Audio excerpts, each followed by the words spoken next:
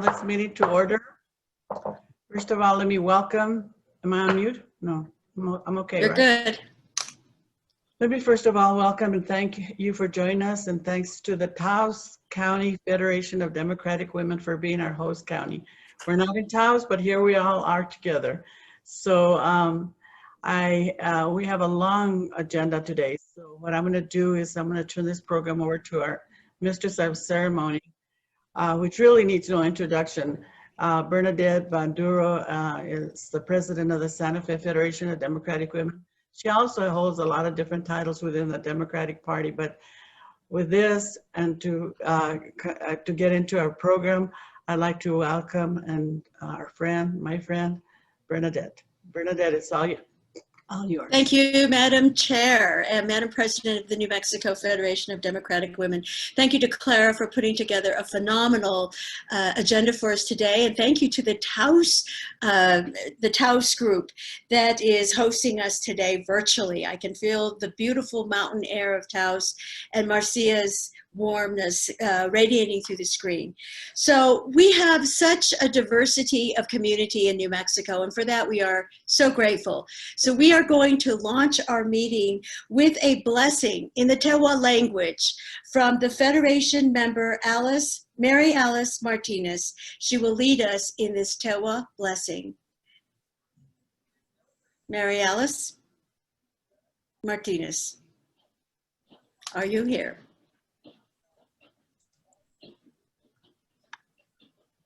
Do we see Mary Alice?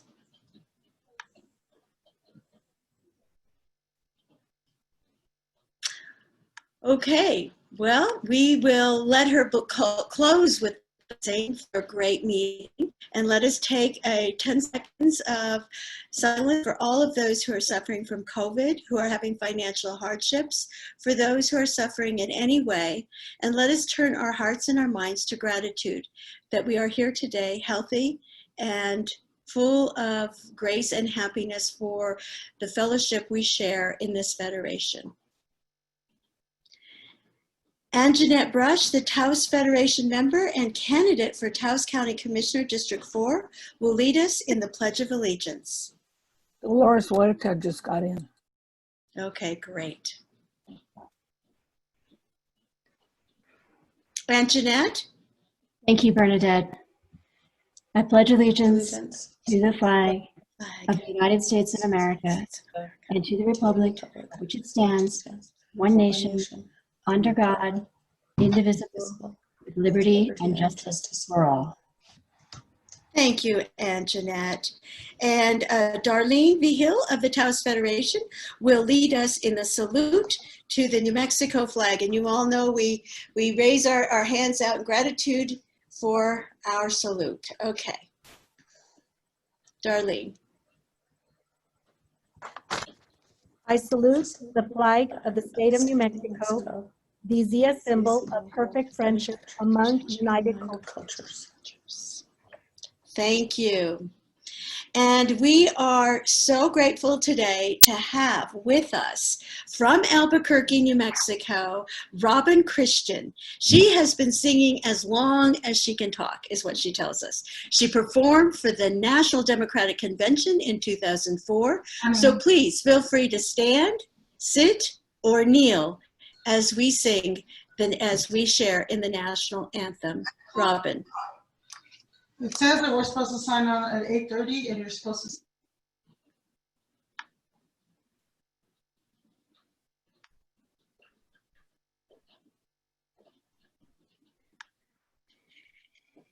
Do we see Robin? All right, well, we will continue with the program.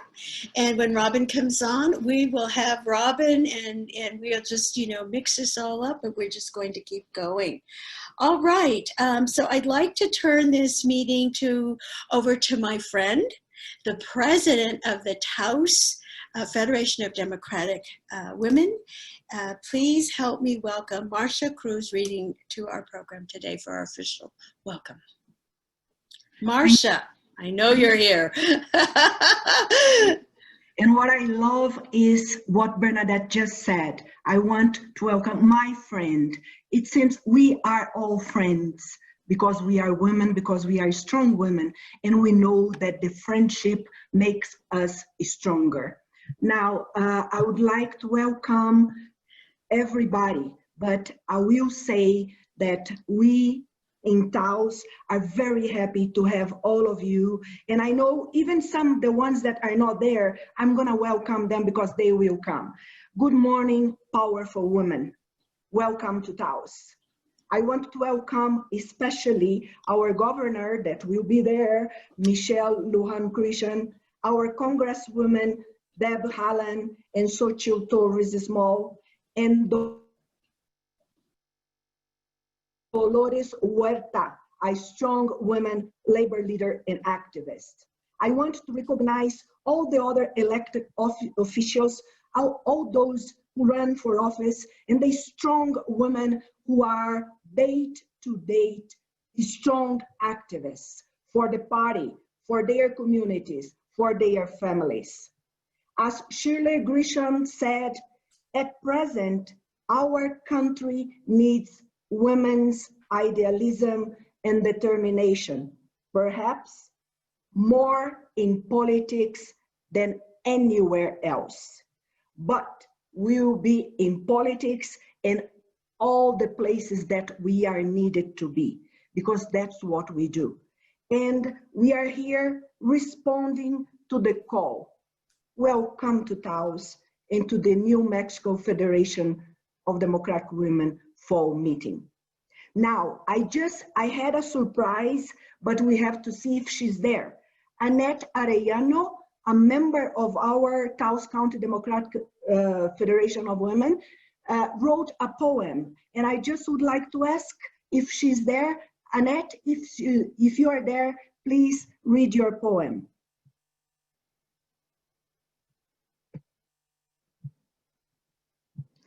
It seems that Annette's not there yet, but anyway, let's go on. Bernadette, thank you very much, my friend. Thank you for the beautiful welcome. I feel like I'm in Taos.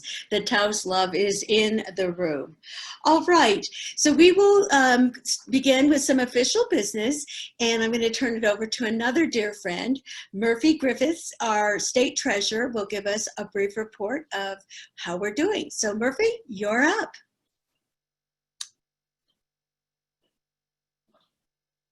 Good morning. Good morning, Murphy. We've had a very strange and interesting year. And even with all of that, we have managed to do quite a few things with our money this year. Among things, we paid our national dues. We co-sponsored an ad for the Suffrage anniversary.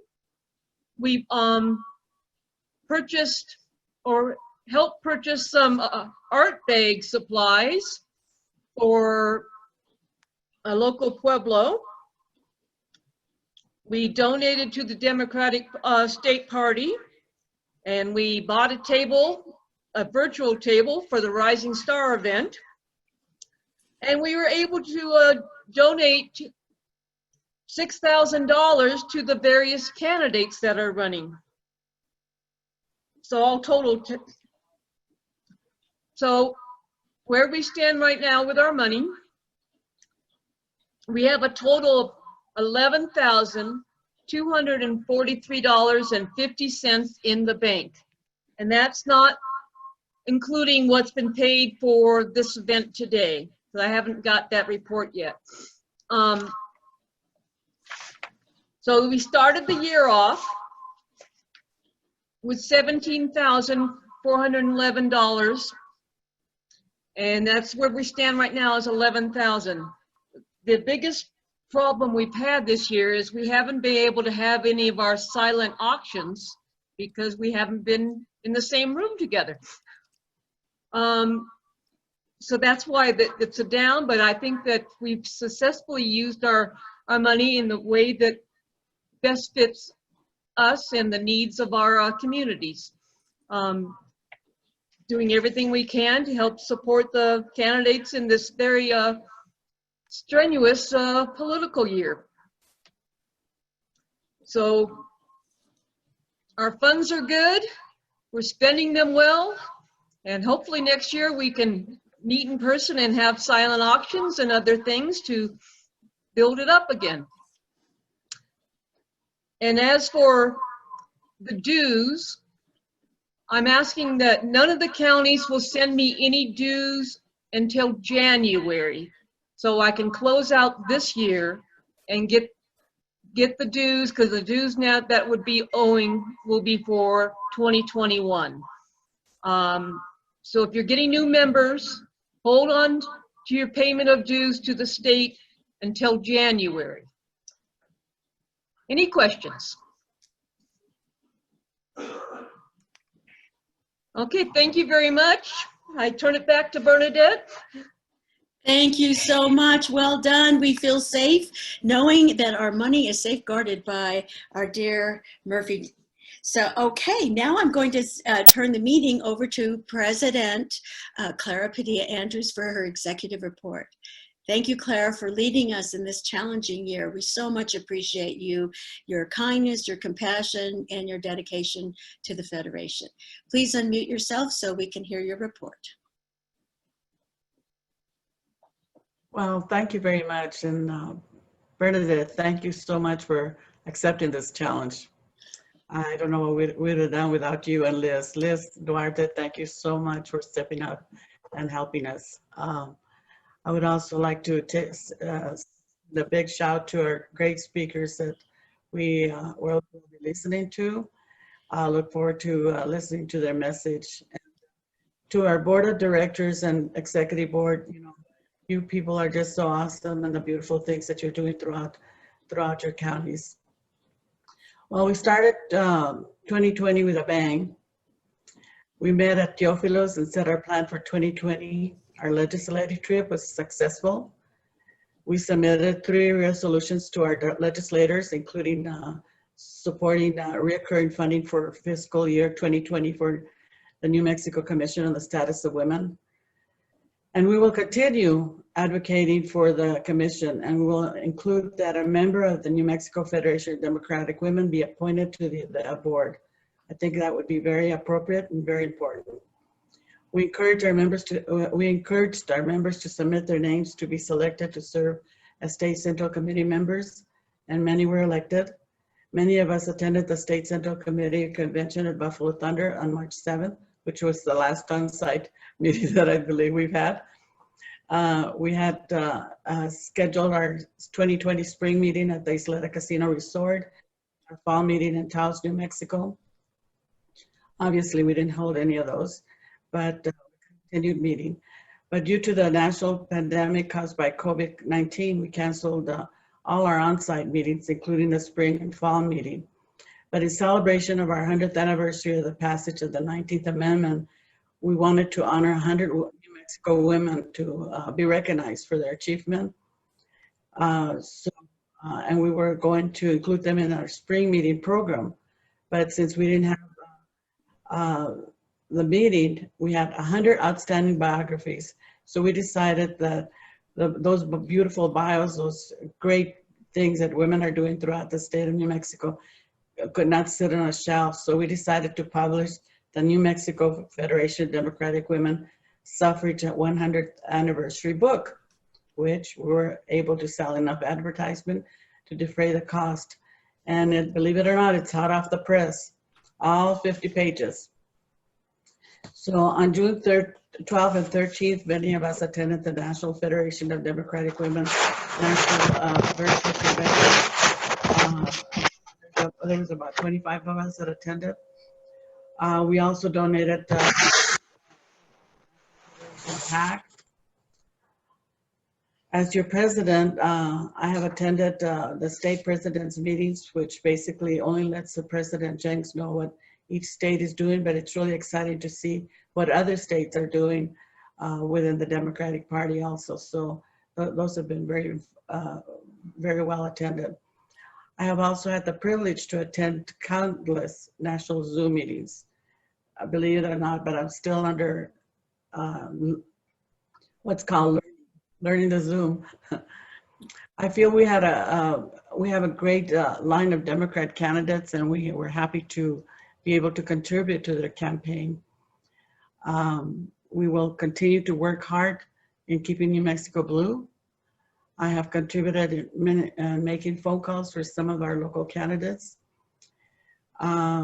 We will continue to advocate to vote by mail. That's going to be very, very important during this election year, and encourage our members and families to apply for their absentee ballot. The New Mexico Federation of Democratic Women Executive Board and Executive Committee will continue their monthly Zoom meetings. We will continue learning what each one of us is doing within our counties. And we have like less than about 24 days till elections, so we'll be busy, and hopefully we can keep New Mexico blue.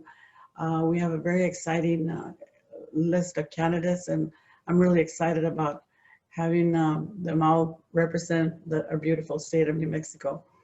As your president, I will continue to do everything within my power to strengthen and continue strengthening this organization. This is a great organization that has been going on for many years. And this is my second time around being the president. And I'm still very excited about what it does, what we do for our communities, and for what we do for our candidates. So with that, I will turn it back to you, Bernadette. Thank you, Madam President. Excellent report. Well done. All right, and with that, we are going to turn the program over to our Regional Western Director, Pam Cordova, who is also a candidate for the Senate. My dear friend, Pam Cordova. Thank you so much, Bernadette, and thank you, Madam President, for that excellent report. We are in times that we've never experienced before. And I think people were a little worried what's going to happen, but we have such great leadership at our state level that I feel very confident, and I am very proud to be a member of the National Federation of Democratic Women, as well as the New Mexico Federation of Democratic Women and all the other counties that I am enrolled in. It is a good day for women. It's a good election for women. And it's time that the 51% of the population in this country, in this state, in your town, become the majority. It is time.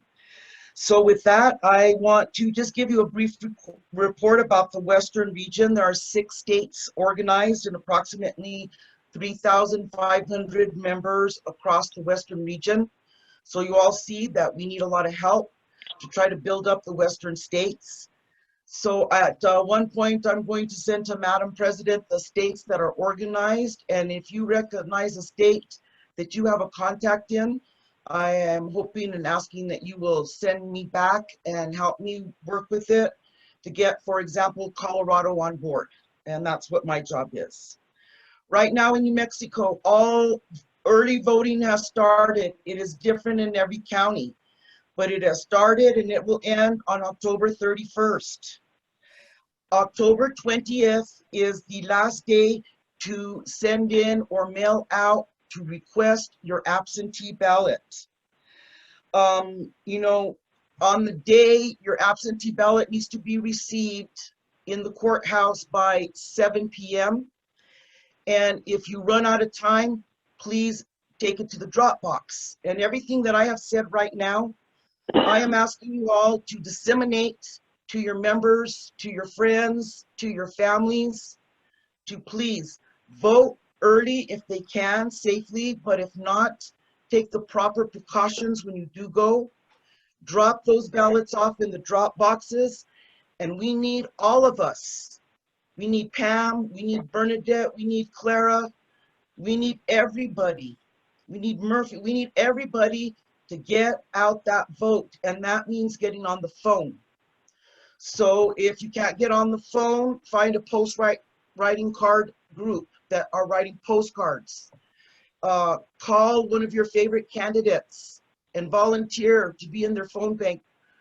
I'm speaking to you as a candidate. What helps candidates the most right now in New Mexico is phone banking. It's not the most pleasant thing, and yes, sometimes you get pulled off, but you know what? Just throw it behind you, kind of laugh a little. That's what I do, especially with some of the outrageous things that I'm told, and get on and hit that next dial, because that is what your candidates need right now. We need phone bankers, and we need postcard writers, and we need you on the phone calling your friends and family to get out that vote. So that is the most important thing. Also, right now at this time, I believe that our national president, President Cindy Jenks, is on our meeting with us. So I would like to give President Jenks an opportunity to address the New Mexico in a couple of minutes, Cindy. And thank you for being here. Sure. Can you hear me? Yes, we can, Cindy. Yes, we can, Cindy. All right. Thank you. Well, hello, Team New Mexico. I want to thank you for inviting me. And I want to give a shout out to Clara Padilla Andrews, who is our New Mexico Federation President, to Bernadette Maduro, who is the Santa Fe Federation President, Pam Cordova, who is our National Federation Democrat Women Western Regional Director, and a shout out to all the people who assisted in accomplishing this meeting. We are at a time in our history where we need to unite and be as one. We need to be a collectively powerful movement that overturns the dictatorship and the tyranny we're enduring and return our country to a democracy. The COVID pandemic has affected us all, causing us undue hardships on many people. But we are strong, and we are finding ways to circumvent the number of effects it has had on our lives. It's led us to become more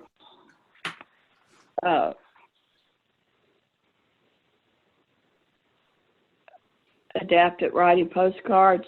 We're doing phone banking, texting, and holding virtual meetings since it's unadvisable to meet in person. We are thankful for all our different opportunities for communication. I've been fortunate to have visited New Mexico in the past. I've been to Santa Fe, Albuquerque, Taos, and other small towns. My day at Ojo Caliente is always a wonderful memory, as also we went to the Indian community at Taos, and we're happened to enjoy their corn festival, and it was a wonderful experience.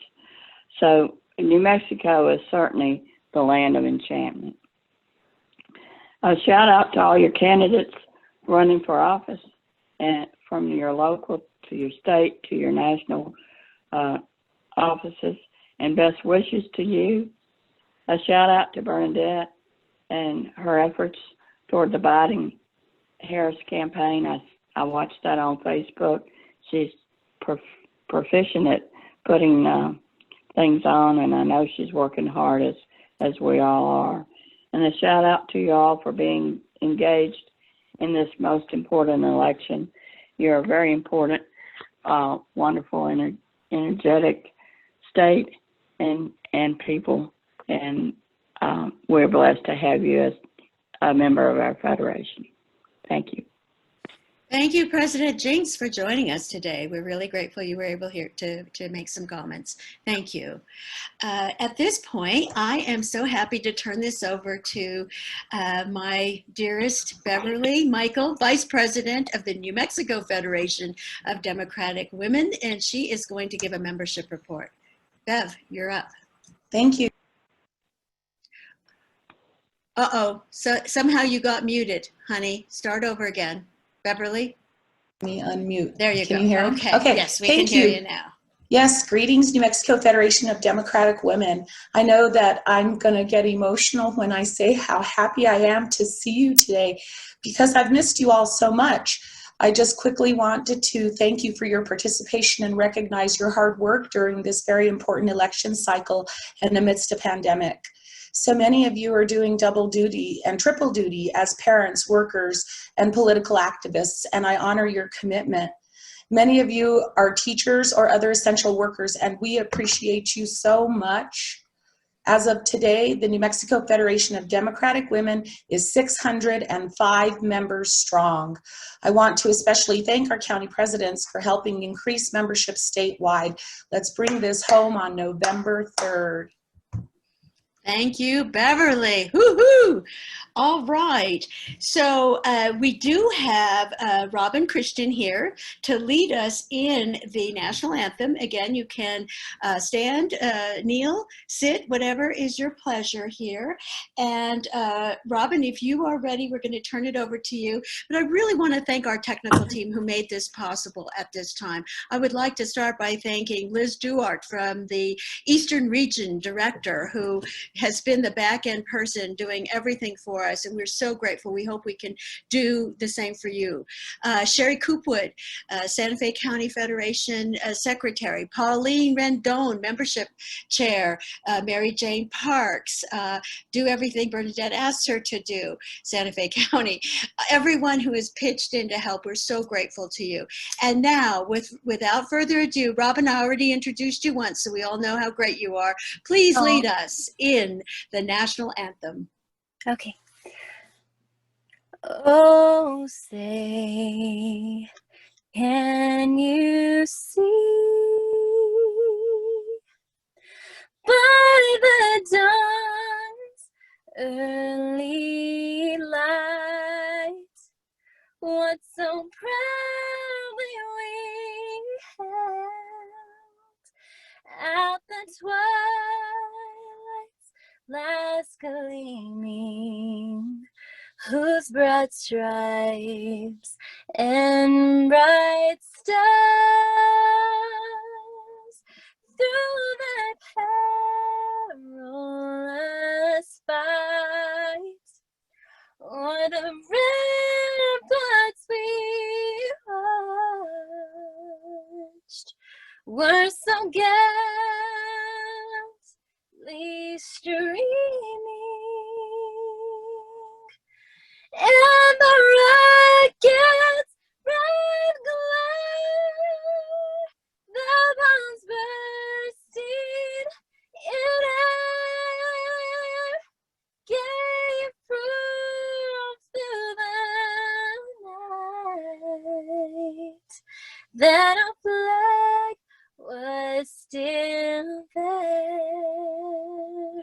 Oh, say does that star-spangled banner yet wave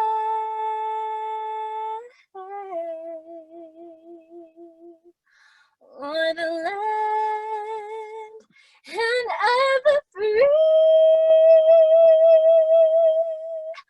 and the home of the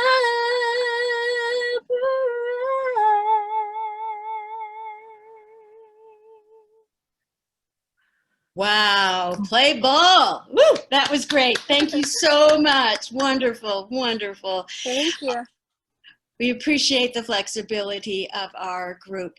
And now we're going to go to the president's reports, each of the county presidents, and we are going to start with the first president, Bernalillo County, please. Can you unmute yourself, Bernalillo County President? All right.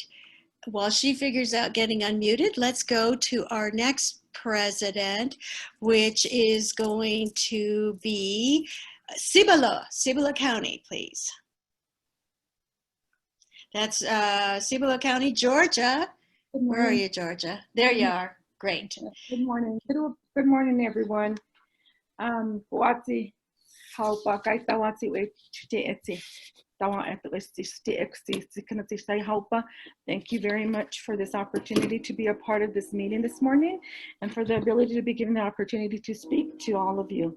I'm encouraged that we are able to come together this morning on Zoom to bring all our members together for the good of all. You know, I think I've mentioned this before. I've assumed the responsibility of the vacancy of the presidency since Ms. Ina Hoffman left, and she resigned in preparation to move to Arizona back in January. And in fact, back in January was our last meeting that was held at the golf course in Grants. So at that point, I believe that we had all come back together and took Federation's dues and membership at that point. And we had a school drive for supplies. And so there was donations. We got those to the schools and received a nice letter from the schools in thanking the Federation for the donations. And we actually had another meeting scheduled in March. Obviously, that never took place because of the pandemic. And so I've tried my best, and thank you to the Federation membership for staying in touch and doing their best to kind of connect and stay connected. It's been a little tough to do that. We're unique in this rural part of our communities and county because some of us, believe it or not, don't have the means to Zoom because we just don't have the internet service. And so I've had members ask to have an in-person meeting, and I'm holding off, and hopefully in time we'll be able to do that here sometime shortly. But rather than trying to have everyone agree to participate on Zoom this morning, I did reach out to members to provide me with just some thoughts. So I did get a few. I like to really take some time to read them, since they did take the time to provide some words of support and encouragement for this morning's meeting. This is coming from Clorinda Brito, who is a member. She's indicating, I'm sorry not to have been able to join the virtual fall meeting this morning. She says she's had to keep her doors open because she runs a small business. She's a hairdresser. So not knowing whether or not we might be able to that they might be able to stay open and maybe shut down soon again. And she's hoping that that's not going to happen. But she's encouraging everyone to get out and vote. And we cannot take another year of the man in the White House. So go out and vote your conscience. And she's encouraged. Thank you. Thank you so much. Remember, presidents, you have 2 minutes, and I know it goes quickly. So that's about 3.5 minutes, and we really appreciate it. Thank you so much. I did want to recognize our 2 other county commissioners that also provided us with some words of encouragement and support. So just to recognize them both. Okay, we appreciate it, Georgia. I hate to be the bad guy. Okay, let's continue on with the next person in line here, which I have to look at a picture here that I just received this morning. Who's next in line? You know who you are. You've got your agenda. Doña Ana, Cheryl Frank. Where are you, Cheryl? I know you're on here somewhere. Yay, Cheryl. Okay, you go, girl. Hi. Okay, so we have not been able to meet in person. We've been meeting by Zoom about once a month. Last month we had a candidate forum on Zoom, which was a love fest for all of our Democratic candidates. We have had, we had a food drive for Casa de Peregrinos here in Las Cruces, and we're going to have another one on the 14th. Candidates are encouraged to get involved with that so that they can sort of schmooze with the community in a safe way. Our members have been doing a lot of phone banking for candidates, and we also did a letter envelope addressing initiative that was done by our county party, and a lot of our members got involved in this because we noticed in our last local election that the Republicans really went after voters who don't vote a lot. They went after them, and they sent them a postcard that said, here are all the Republican candidates, even though this was a nonpartisan election. And they said, go vote for them. And some of them won because of that initiative to get out less frequent voters. So we're stealing that. And we sent out, this group of people sent out 7,000 letters to infrequent voters and said, yes, it matters. So we feel that you have to hand address the envelope because people are more curious. So what is this that has been hand addressed? So so we did that letter envelope addressing, that our members are really involved in our local campaigns and GOTV, and that's about it. All righty, thank you.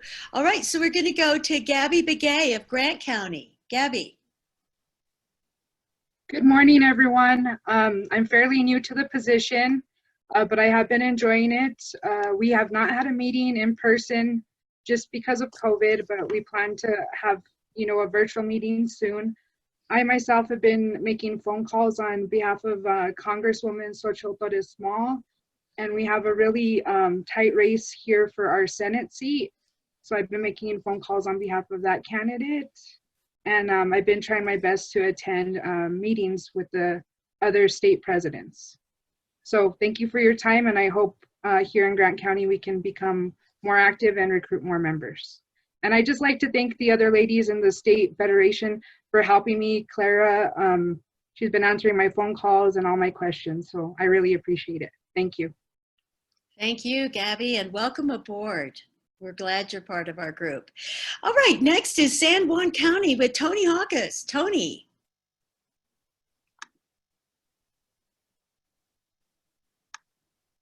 I think I saw Tony. Tony Hawkes. There you are. Yes, I am here. Great. Go ahead, Tony, you're on. San Juan County has been one of the hottest spots in the state for COVID. So we have not ventured out very much. We have, prior to it, we had been pretty busy with a lot of activities that it's been so long I've forgotten what we were doing. But anyways, so right now our members are participating in phone banking, working with the candidates. We've gone out and put signs up for candidates. Basically just involved with the election. So that is about it. We did have smaller groups early on meeting at the park, but it was just more of just staying connected. It wasn't really a formal meeting. So at this point in time, we are all kind of on lockdown. We have a lot of members that don't know how to do Zoom. I'm one of them. So just happy to be here. Thank you so much, Tony. Great. We're glad you're here too. And so next we have from Sandoval County is Alexandria Piland. And Alexandria, you're running for office too, so you might just tell us quickly what that is and then what you all have been up to. I know you've been working hard. Great. Alexandria. Thank you, Brenda. My name is Alexandria Piland, and I'm running to be the next Sandoval County Commissioner in District 4. And I'm very proud to be president of the Sandoval County Federation of Democratic Women. As usual, Democratic women in Sandoval County have really stepped up since this pandemic has hit. We have transitioned from face-to-face to online like everybody else. Two of our members, Nancy Gloman and Deb Dabson, continue to sponsor and organize the Sandoval County Second Saturday Lunch. And they transitioned it from face-to-face to online. We used to have some nice lunches, and now we meet every second Saturday on Zoom, just like this. So what Second Saturday does is it provides a platform for all Democratic candidates to speak to voters and to let everybody, to keep them informed as to what's going on in our party. Several members work with county ward leaders to disseminate information about city and county government meetings and school board meetings and other activities. SCFDW worked to fundraise for 4 county-level candidates who are fellow members running for county clerk, county treasurer, and 2 county commission seats. The fundraising was twofold. First, Treasurer Extraordinaire Karen Schaefer composed a letter that was mailed to over 400 county Democrats asking for financial support. Second, we purchased and sold Biden-Harris yard signs designed specifically for Sandoval County. Both of these events were highly successful, and we raised more than $7,000, which went directly to the 4 candidates' PAC. Many SCFDW members are assisting a variety of campaigns with literature drops, text banking, phone banking, writing postcards, and visibility events. One member, in particular, has her events going on all week long, where she goes stands to get people. Is that my timer already? Yeah, it is. 2 minutes goes fast. Okay, wait a minute. So we printed T-shirts for women's suffrage. We submitted 10 people for the book, 10 members for the book. Every member of executive committee for the Democratic Party is a member of our organization for a Democratic Party of Sandoval County. 7 candidates are on the ballot in November. 4 are members, 2 are not, and 3 have split districts. We've increased our membership by over 50%, and we're in the process of organizing a food drive. And again, I am proud to serve as president, and I'm proud of our group. And you know what? We're just going to keep calm and carry on. Thank you so much. Thank you, Alexandria. Wow, I'm pumped up. Okay, so now we're going to go to Noyola Padilla Archibeque from San Miguel. Noyola, you're up. Unmute yourself. Okay, good job. Good morning. Can you hear me? Yes, we can. Good morning. My name is Noyola, and I am the president of San Miguel County Federation since 2016. This will be my last formal meeting as president. I want to say thank you to Clara, Pam, Elizabeth, Margaret, Caroline, everybody who has helped me along the way. It's been a pleasure. In January, 2 of our youngest members, Andrea Abreu and Amanda Armenta, attended the Civic Plaza March rally in Albuquerque. These 2 have been a hit every time they show up dressed as handmaidens. In February, 7 members attended the legislative field trip in Santa Fe. Also attended the mayoral candidate forum at NMHU to cheer on Barbara Casey, one of our members, on her bid for City of Las Vegas mayor.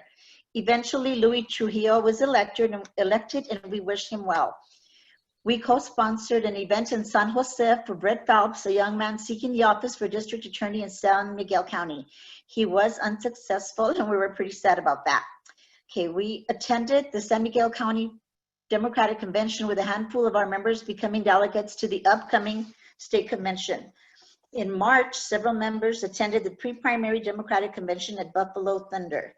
May, we held our very first Zoom meeting with Roger Montoya, candidate for Senate House District 40, as guest speaker. Needless to say, if you have ever heard Roger speak, he left us all inspired and wanting us to do more for our party. In August, we held an event thanking and supporting our postal workers and post office. Several members also attended a local women's suffrage parade celebrating the 19th Amendment. Sonia Berg, one of our members, spearheaded that event. Also, some of our members made phone calls and sent out postcards for candidates. In September, we held our second Zoom meeting. This time it was with our favorite Senator Liz Stefanik as our guest speaker. Okay, our membership made contributions to the campaigns of Pam Cordova, Liz Stefanik, Teresa Ledger, and Roger Montoya. I want to say thank you to Governor Michelle Lujan Grisham on her handling of COVID and for keeping New Mexicans safe and alive. You have had a lot of flack, but we know you're doing a great job. I want to wish our past president, Pam Cordova, Las Vegas native Teresa Ledger, Roger Montoya, Liz Stefanik, and any other candidate who may be a member of New Mexico Federation member, the best of luck in their upcoming races. And again, it's been a pleasure serving as San Miguel County Federation president. I love you all, and I'm going to be here. Don't worry. Thank you so much. Thank you, Noyola. Wonderful report. Good thing I Okay, can we're, talk fast, huh? yeah, good job.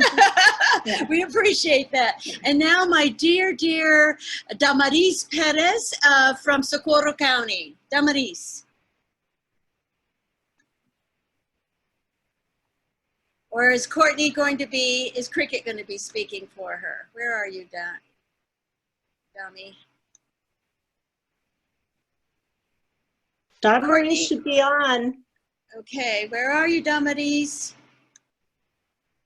Okay, we'll come back to Damaris when she gets on. If not, Courtney, maybe you can take the lead on that. Okay, we're going to go to Rio Arriba County with Leanne. Leanne, I know I saw you come in. Where are you, dear? I'm here, ladies. Hold on. Let me turn on my camera. Okay. Sorry, I'm in 2 conferences today, but I'm really excited to be here with all of you guys today. I'm really excited to hear all that's going on in San Miguel and Cibola and all the counties this morning. In Rio Arriba County, we've had more of a county-wide effort to kind of move the Riding for Biden efforts, and so some of our members are also representatives of the county level Democratic Party. And so with them being at the Democratic Party, we're kind of co-collaborating on all of the phone banking, sign collection, things of that nature. And just really working as a county. We were instrumental at the Women's Federation to motivate a young man and a young lady to also reinvigorate the young Democrats of Rio Arriba County. And so we're happy to be able to be a part of that and to work with some of the individuals we met through the Women's Federation to get that organization restarted. And so we'll be doing this last leg of the election, working very closely with Joanne Salazar, who is part of our Women's Federation, along with some of our other members who are both part of the county party and the Women's Federation. And then as soon as the election is over, we will begin our membership drive to get a new group of individuals to add to our already existing. So membership is our primary goal. The pandemic has been really difficult to get things going and to do recruitment with a heavy election going. But we will continue to do what we need to do and continue some fundraising efforts and do anything we can to help the party. So thank you for having us here today. Thank you, Leanne. Dr. Montoya, yes, congratulations on your recent certification and obtainment of your doctorate degree. All right, we're going to move over to Valencia County. Sherry Wilson, I know, just recently resigned. I don't know if she's still on. Is she on? Does anyone know? Sherry Wilson or somebody be giving the report for Valencia County? Good morning, Bernadette. My name is Lorena Espinosa, and I will be speaking for Valencia County. Welcome, Lorraine. Thank you. Come on in. Thank you for hosting this meeting, Bernadette, and good morning, Democratic sisters. My name is Lorena Espinosa. I'm the acting president of the Valencia County Federation of Democratic Women. Unfortunately, Sherry Wilson had to resign as president as due to health issues. Therefore, I will be reporting for Valencia from the fall 2019 to present. Here's what we've been up to. We have 85 members standing. We also attended we had a bylaw meeting, an executive committee, and we created new bylaws for the membership. We also have been meeting on a monthly basis via Zoom. Participated in Mexico Federation Democratic Women's annual Women in Blue Day at the Roundhouse. Sherry Wilson attended the National Federation of Democratic Women Western Regional Conference in February in Las Vegas, Nevada. We have participated and supported the Democratic Party of Valencia County in 2 fundraisers. The fundraisers we planned and were ready to do was canceled twice due to COVID-19, and we were going to have a great event on September 26th, but because of COVID, we had to cancel. However, we have pre-sold our tickets and only 2 asked for a refund. All the monies that we raised were used to help our candidates.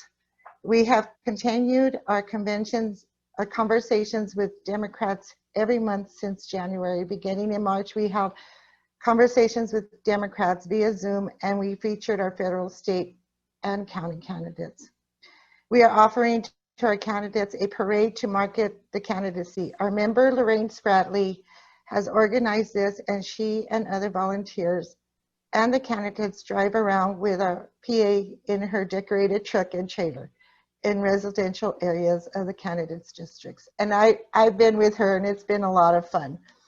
Just this week, we mailed out this postcard to 13,000 Democrats in Valencia County.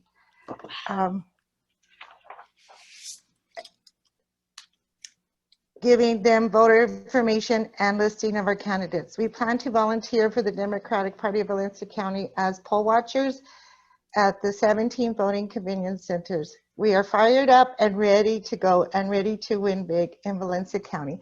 And I want to thank Pam Cordova, and I want to thank Beverly for helping me. This is new. I mean, I've always been a strong Democrat in Valencia County in the state. So this is a new role I'm taking, and thank you for the meeting. Thank you, Lorraine. Excellent job.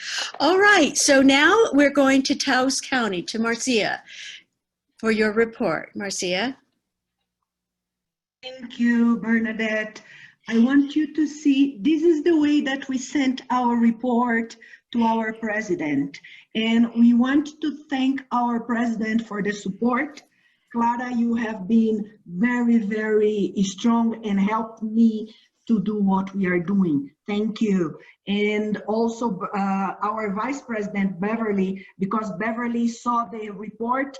Our report has the pictures of all the things that we did from January to September. This meeting will be in the next picture.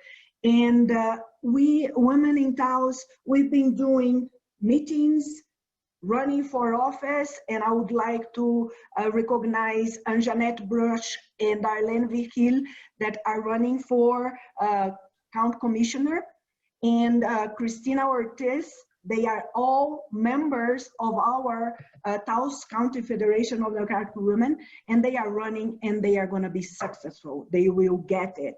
Then among all the events that we had, many, and I would like to just highlight that we were in all the New Mexico Democratic Federation of Women meetings. The pictures are here. We were also in the legislative meeting in Santa Fe. The pictures are here. And we were active during the Women's March. We had a beautiful meeting. We also demonstrated during the Black Lives Matter movement in Taos, because our city, fortunately, everybody's engaged, and most of them. And we are been participating a lot. And one of the things that we did was the memorial for notorious RGB, Ruth Bader Ginsburg. And also we had the last thing that we had was the celebration of our first anniversary. Taos is 1 year old, and we have around 64 members. That's excellent. Great job. Great job. Okay, is Margaret Garcia in the house? Margaret Garcia from Bernalillo County, or Damaris Perez? Somebody to speak for you. Hi, this is Dorothy with Bernalillo County. Margaret's having a hard time getting in. Okay. She's been trying to call in, but I do have the report. Great, Dorothy, you're on. Okay. Go ahead. Okay, January 2020, Bernalillo County members participated in the New Mexico Federation Democratic Women train visit to New Mexico State Legislature and luncheon. In February and March, we focused on 2020 dues collections. Since we were forced to cancel all our great plans for the following events, we had to shift our membership communication to email, quarterly updates, our Facebook page, and depend on the Bernalillo County Democratic Party Blue Review for election information. We had many canceled events, especially our fashion show that we have every year. Since we're unable to hold our annual Democratic Candidate Fund, the Executive Board determined that we would make a $1,000 donation to the county party instead of those in the past given to each individual candidate. We also endorsed the slate of Democratic candidates after their primary election. July and August, we worked on another push for 2020 dues renewal. As a result of our efforts to keep our members current on dues, by the end of September, we brought our membership up in good standing up to 76 members. We are hopefully, we don't know how many of our members are participating today. In October, we're beginning to work on our officer elections, hoping to complete nomination process in November, and then plan to hold our elections by mail-in ballots in December. Thank you. All right. Thank you so much. Is Damaris on now? Damaris Perez? Yes. Can you hear me? Yes, we can hear you. Yay. Go, girl. Yep. I do apologize. I had some customers come to the door and I had to step out. The report is, we thank you. Good morning, everyone. Our membership has been extremely busy working on multiple campaigns, national, state campaigns, and working with the Socorro County Democratic Party. We've participated in car rallies and staffing, get out the vote, writing postcards, phone banking with various candidates. We've participated in the Women's March, a local Educate to Activate conference, which was quite successful, and a Western Regional the Western Regional meeting, which was in Las Vegas. Unfortunately, I will have to resign as president, and Cindy Madrid will be stepping in as acting. We've continued to grow. However, with the pandemic, our last meeting was virtually, and we're going to have to just continue in the virtual mode. We have some very active members, and I'm very proud. I'm very sad to leave the state of New Mexico, but my husband's health is declining, and I will probably continue in California with the Federation out there, and I'll miss you guys, miss you folks, and I will participate with New Mexico as much as I can. And that is our report. Thank you, Damaris. We hope to stay connected with you, and we wish you and your husband best health as you go forward.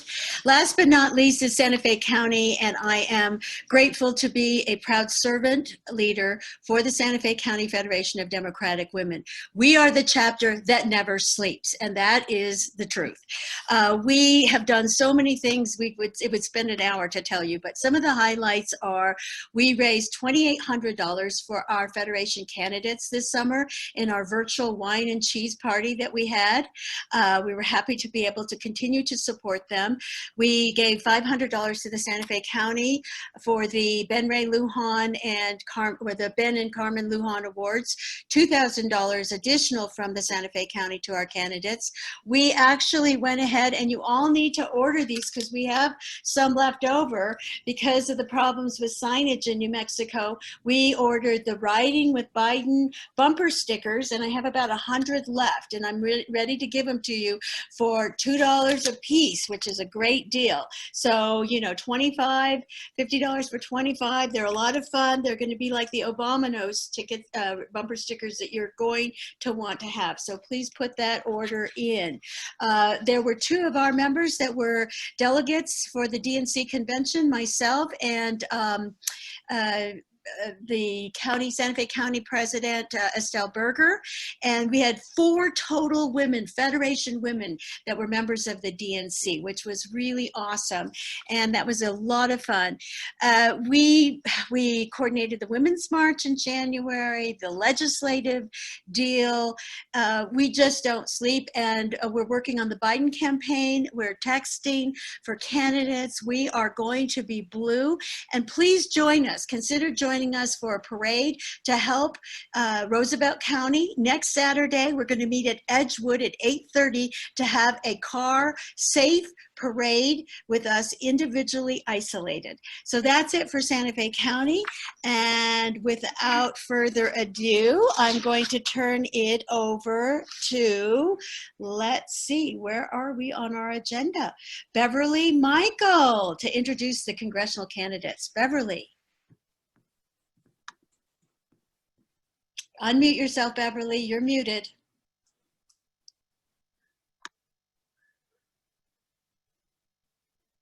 You're still muted, hon. There we go. I apologize for that. Thank you, Bernadette, and thank you, Madam President Clara Padilla Andrews. It is my honor today to introduce our next panel of speakers. It is so exciting that in November we have the opportunity to send an all-female delegation to the United States House of Representatives. So join me in welcoming Congresswoman Xochitil Torres Small, who represents New Mexico District 2, Congresswoman Deb Holland, who represents New Mexico District 1, and our future Congresswoman from New Mexico District 3, candidate Teresa Fernandez. Hello, everyone. Beverly, it's so lovely to get to see you. Thank you so much for that great introduction, and thank you all so much for your incredible work. I think what Bernadette said is right. So many women do not sleep during elections, and it's that hard work that makes representation possible, and that has made the gains of 2018 and now the gains that we'll bring in 2020 possible. So thank you for your constant, tireless efforts, and I'm so deeply grateful to get to serve with a woman who knows that constant, tireless effort as well, Congresswoman Haaland. She's an incredible mentor and support, and very excited to get to continue to learn from Teresa Fernandez as she joins us. But we can only make that happen through your hard work. So I'm so deeply grateful to get to join you virtually today, and proud to represent New Mexico's 2nd Congressional District and my home in Congress. I chose to run for Congress in 2018 because growing up in the Mesilla Valley, I never really felt like there was someone representing me or my community in Washington. And I am humbled that New Mexicans have entrusted in me their support to do the work that I love and delivering for the district that I love. And that's why I work every single day to work as hard as you and other New Mexicans do every single day. Working to make sure that all of my constituents have access to health care close to home, working to build a New Mexico where no one has to choose between their best opportunities and the home that they love, and working to protect our environment and New Mexico's public lands that both make our home the land of enchantment and help build our economy. Work like this reminds me why it's so important that we elect more women, why it's so important that we achieve true democracy and representation. Because I know it will take all of us working together to achieve that representation, and I'm proud to get to do that work alongside you. It would be an honor to continue to work for New Mexico and for our communities. As you all know, my race is one of the most competitive races in the nation. I am consistently ranked 1 or 2 in terms of seats that are most likely to flip. Now, we did the impossible in 2018. We were able to flip this seat, a seat that, having grown up here, I was only represented by a Democrat for 2 years of my life. But this re-election will be historic. This will be the first time since there have been 3 districts in New Mexico that a Democrat has been re-elected to serve in Congress. And that's why it's so crucial that we continue to push back. There was not a single Democratic member of Congress in the month of September that had more negative ads out against them, because we know they want to buy this seat, which is why I am so deeply proud to get to do this work, because I know that all the negative ads aside, what will make the difference is people talking to people and making sure that folks have a plan to vote in these uncertain times. So thank you so much for all of the work you do to achieve true representation. It is an honor to get to work alongside you. And next, I'm so glad we'll get to hear from my colleague, a true example in working hard and getting things done, Congresswoman Deb Holland. Hi, everyone. How's everybody? I love seeing all of you. I miss everyone so much, and I wish we could all be together. Xochi, thank you so much for everything you have done for our state. I am so proud of the campaign you're running and the work that you've done and that we've done together to move New Mexico forward. And I'm going to do everything I can to make sure that you're my colleague once again. I can't imagine serving with anyone else. So wish you the best, absolutely. And just call me anytime you need me. So it's so good to see all of you. I don't want to start naming names because I'll spend all day doing that. But you know how much I love and adore every single one of you, and I'm so happy to be here. I want to, I'm going to talk today about why I believe the 2020 election is the most important election in our lifetime. We all know that. We've been saying it for the last 4 years.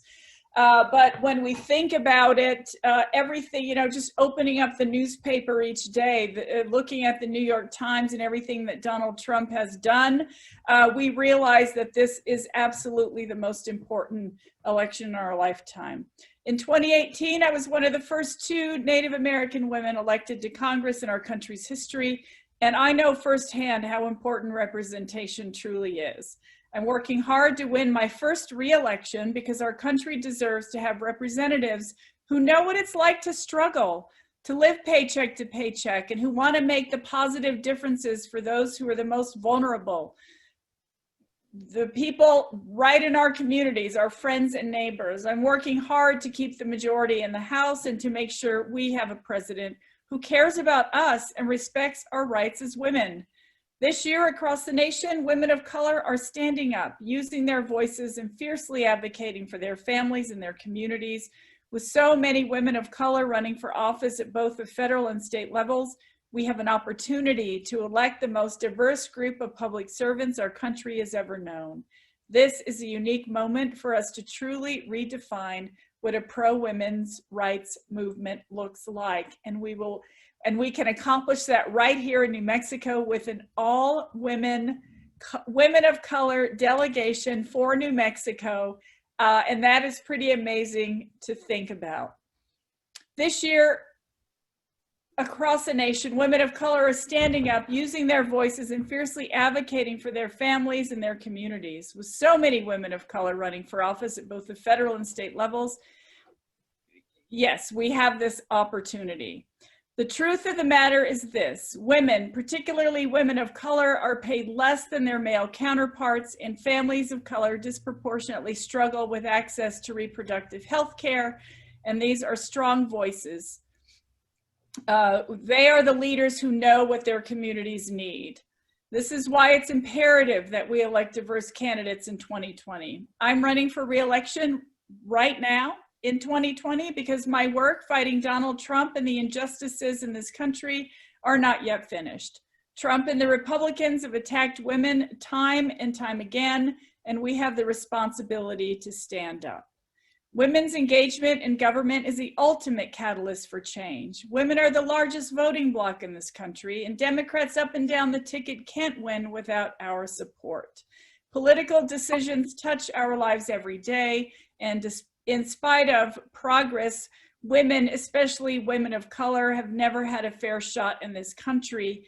And in fact, right now, as I said, women are about half of the population. We're less than a quarter of members of Congress. So we have a ways to go. And I know that this time around, we can make sure that we elect more women to the New Mexico Senate than ever before. And I want to make sure that we are doing everything we can to make sure that we get those women across the finish line. I knew I had what it takes to represent my community, but throughout my journey of running for office, I've been told many times that I couldn't do it, that I couldn't raise the money, that I couldn't get the votes, that I couldn't, run the kind of campaign that I needed to win a congressional race. But when I was running for a chair position, I was also told that I was better suited to run for vice chair or be appointed an executive director. But I persevered because I knew that I could bring something to the table. These instances of microaggression happen to women across the country every single day, and I'm sure that some of you can identify with some of the things that I've just said. I'm honored to be with you, all of you, fierce women today, making the change that we need. We are the voices that must persist, and the time is right now to make the commitment, to make a plan, and vote for progress. I want you to know that I am with you every single day. I am ready to cross the virtual finish line on election night with every single Democrat up and down the ballot. And I thank all of you for every single bit of work that you are doing to make sure that our candidates win. Thank you for all your phone calls. Thank you for all your volunteer work. Thank you for calling and texting and donating and all of the things that you're doing. No candidate ever wins an election on their own. It takes the concerted effort of volunteers across this state, and I'm so proud of our Democratic women, and I thank you from the bottom of my heart for everything you've done to help me. So let's get out there. Let's make sure that we're going to win this election, that we're going to support all of our women candidates, and super proud to be here with all of you. Thank you so much. Thank you, Deb Holland. And now to our CD3 Congressional Representative, Teresa Ledger Fernandez. I saw Teresa come in. Where are you? Can you see me? We can't see you, but we can sure hear you. Hello there. So, okay, I am riding with Biden. So I had my mask on. I'll come over to the side. But let me tell you, let me show you. Can you see it, everybody? Yes. We are riding for Biden in Rio Riva County. And so we all know that this is election season, right? And we all know, as our wonderful Pam Cordova and all of you working on this know, that women of the party are transforming our state and our country. You know, women in my district outvote men 55 to 45 across all ethnic lines. But we also know it's not like that everywhere until this year. Black women, Hispanic women, white women are all saying enough. And they are coming out across the country in record numbers because, right, they're the caregivers for not only their children, but for their parents. And women, especially minority women, you know, they've had the greatest job losses, and they're taking longer to get their jobs back in this economy. Latinas are 60% less likely to have been re-employed following the COVID disaster that took their livelihoods. So women are fired up, showing up, and making the difference, and nowhere more than here in New Mexico. I'm so proud to be virtually here alongside each one of you, alongside all the incredible Senate Democratic women and Congresswoman Haaland and Torres who I hope to join in Congress, because as Congresswoman Haaland said, there aren't enough of us.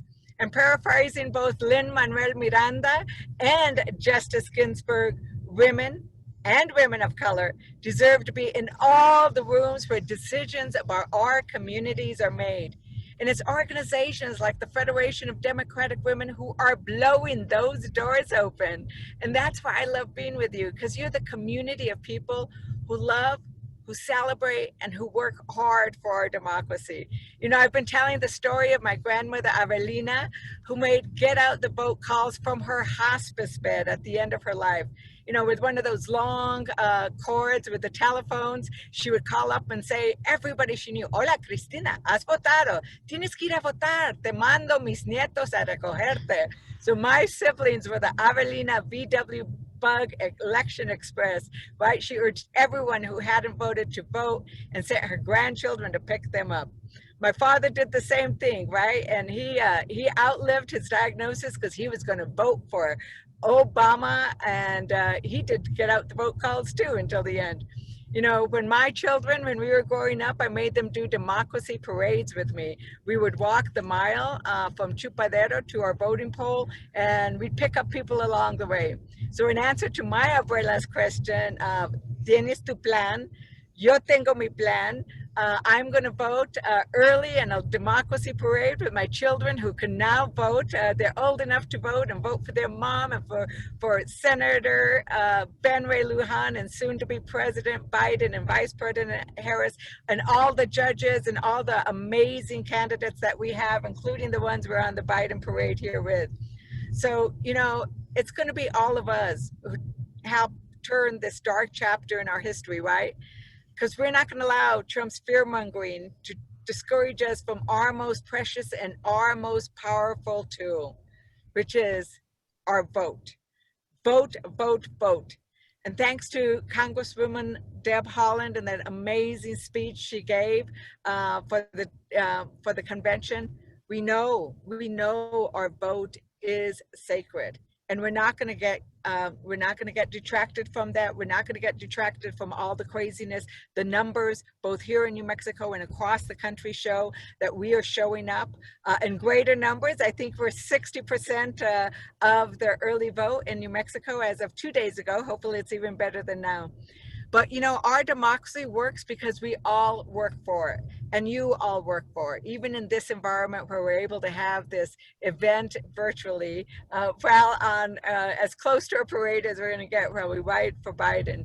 So, you know, I know you all are going to. Okay, thank you. Thank you to the Congresswomen. Oh my gosh, I feel like crying. This is so exciting. But this is probably one of the highlights of my year, the opportunity to introduce the person that we're so incredibly proud of, the first Hispanic Democratic woman to be elected governor in the history of the United States.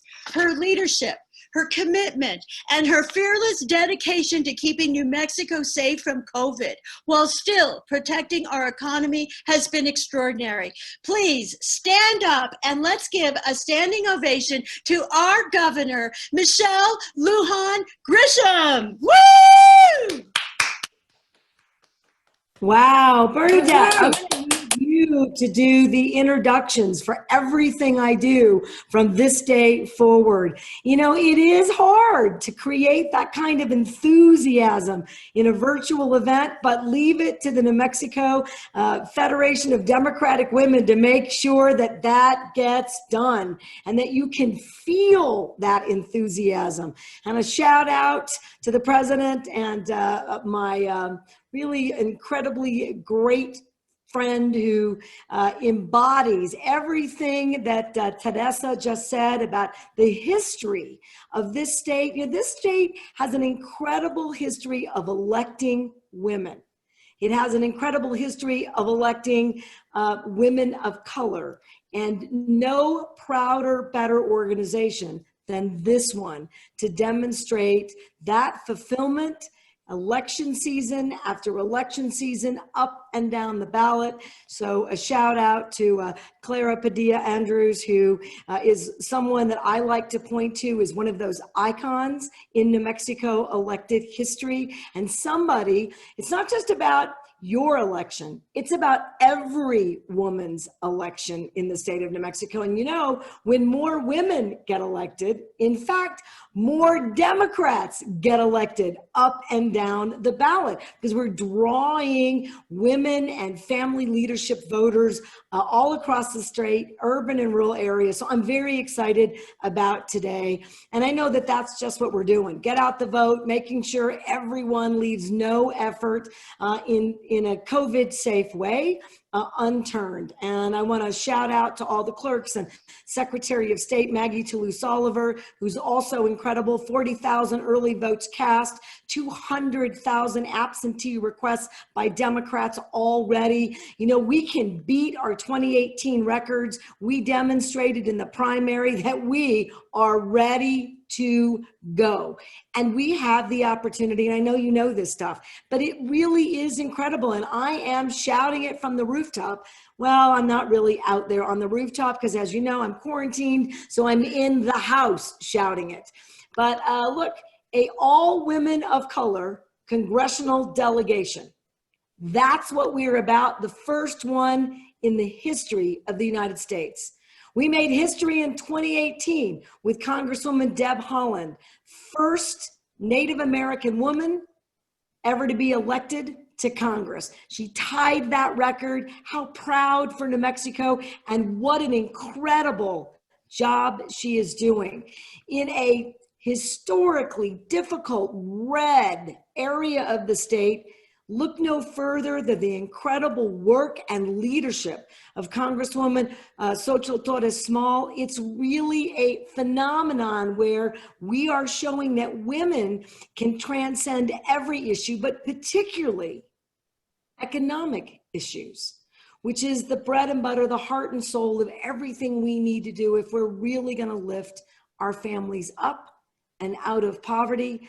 And of course, all of us are doing amazing work in the area of education. 3 more quick things. I want to do a shout out to Pam Cordova, who has long been a leader in this proud, astounding organization, and she's going to join 5 other women who will get elected to the New Mexico State Senate.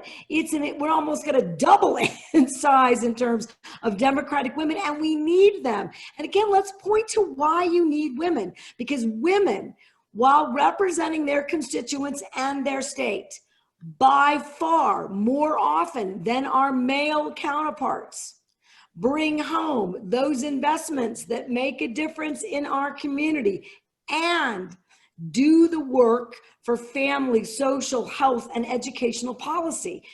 It's not one or the other. It's about really making a difference holistically in your communities, study after study after study. So if we're going to follow science, we're going to follow public health, then follow the science about women who are elected into positions of power and policymaking. It's incredible. And they don't do it for the power. They do it to make a difference. And it is demonstrated over and over and over again in the work that we do. Majority women on the appeals court. Look, we are on the move in New Mexico, and I'm expecting each one of us to deliver in remarkable ways up and down the ballot. We will have Joe Biden and Kamala Harris in the White House. We will take back the U.S. Senate, and we will increase our margins in Congress, and we will increase our margins up and down the ballot by electing Democrats right here at home. And while I've been focusing on all of the incredible women, we have incredible partners, don't we? And we don't have to look much further than the incredible, the kind, warm, and the entirely successful throughout his career, no matter where he was, Ben Ray Lujan. And I like to tell this story about Ben Ray because he is so warm that I don't think he does, for me, you know, he doesn't really tell you about his policy leadership work. I am telling you that if you're looking for an expert, I don't care what it is, if it's the environment or environmental justice, if it's brand new economic policy, if it's education policy, if it's tribal sovereignty policy, if it's defense policy, you want Ben Ray, not just at the table and in the room, but you want him leading those efforts, starting with evidence-based strategies and ideas. And he is so humble that he doesn't talk about that much. But when I was in Congress, no matter what the subject matter was for the Congressional Hispanic Caucus, we would go to Ben Ray irrespective of what committees he was on, because his expertise and the way that he could relate it right back home for the whole state, the Southwest, and frankly, pinpoint it right to Nambe, really drew people in and gave them a much broader understanding about the right decisions to make and how to make them. Well, when we can't get our deals over the finish line in the Senate, you need an advocate, you need an expert, you need someone who's never going to forget their roots and who will inspire all of us to do just that much better. So I want you, as you get all these women elected all over the state, I want you to make sure, I don't want the congressman over the finish line for the U.S. Senate. I want him, as Teresa said, to blow the doors off. We're going to settle this once and for all. This is a state that wants, that deserves, that needs democratic leadership. So I want it done. So I need you to join me in making sure that that happens. So, ladies, no vote for credit. Let's do it. Ben Ray, you are up, or Bernadette, you are. One of us is. Let's go. Let's go. Thank you, Governor. Wow. Let's go. And now the fighter for the North, Ben Ray Lujan. Bernadette, thank you so very much. What an honor to be with you all. And look, Bernadette, I don't know who put the schedule together, but I've got a beef with you. You please don't ever have me follow our incredible governor ever again. My goodness. I am such a big fan of Governor Michelle Lujan Grisham, not only as our governor, how fortunate people across New Mexico and across the region were to have a public health expert at the helm when we needed her most. And it's not just in that area. The governor has always put New Mexico first through the lens of creating economic opportunities, driving those conversations, keeping people safe. I mean, heck, Governor Michelle Lujan Grisham is even undercover on occasion, and you never know when she's going to show up to hold you accountable. And that's what I love about her. She'll do anything and everything to protect our loved ones, especially our seniors. And Governor, I just want to thank you for that, because you've always led by example. And we all know that the governor does everything with infusing humor and making us laugh and warm and feel good about it. Governor, I just want to thank you, because you know how to build bridges. You know how to make sure that you're closing those divides. You know how to unite us. I've seen you do it here in New Mexico. I watched you do it in the U.S. House of Representatives.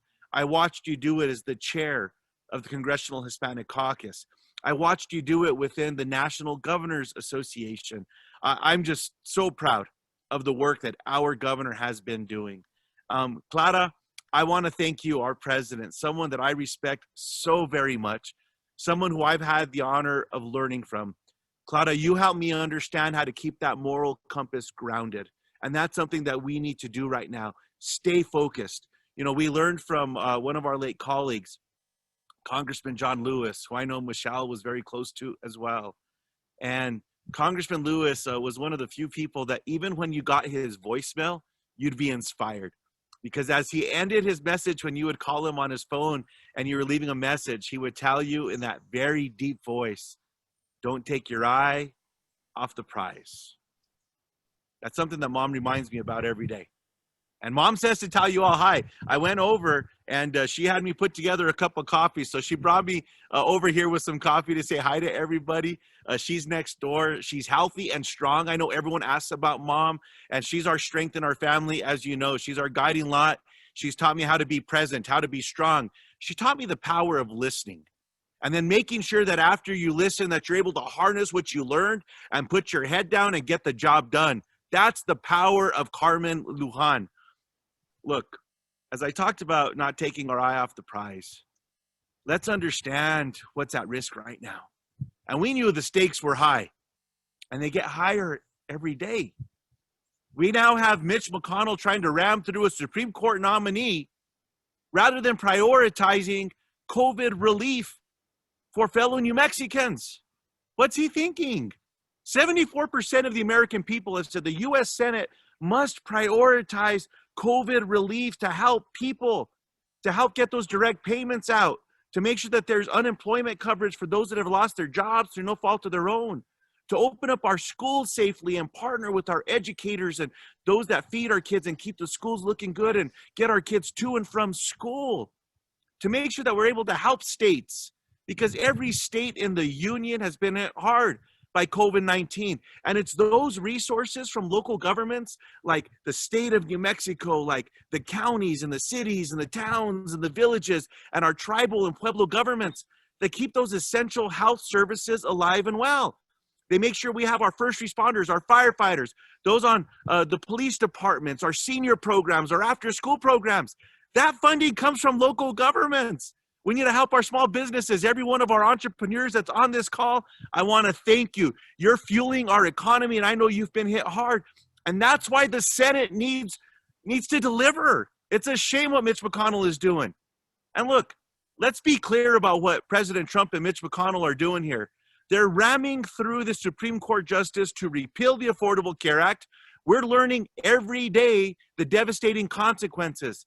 If the Supreme Court, and I should say if they get this confirmation through, when the Supreme Court repeals the Affordable Care Act, protections for people with cancer and diabetes and kidney disease, any pre-existing condition, those protections go away. It's not like President Trump can wave a magic wand and he has protections in place. His plans have failed every step of the way, and they will yet again.